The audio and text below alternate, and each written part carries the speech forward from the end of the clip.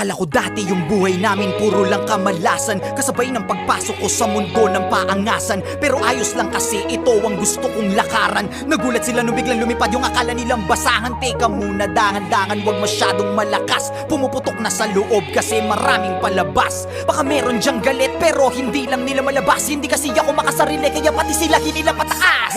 Teka, ang dami nagbago, ugali pati na mukha mo. Ganyan na ba yung mga dapat gawin para mahalin ng mga tao? Sa bagay sanay ka naman, no respeto daw kahit pa ba. No, kung gusto nyo ng respeto, tanungin nyo na sila kung magkano. Huwag magpapaapekto, kala mo perfecto. Lalo pag nagsalita na yung mga yak, kala mo walang depekto. Samantalang ako, ginawa ko lang lahat ng ito ng puro diretsyo. Habang ikaw kailangan may siraan ka para lang makaasenso. Para ka lang chismosong, ginawan na lahat ng kwento. Isa kang kupal na manunulat, yak puro ka lang imbento. Tinapakan, inangasan, sinabihan, umalis na lang ako rito. Nilabanan, hinayaan, kaya ngayon ako na ang bago paborito. Titirahin nyo ko si Balong lang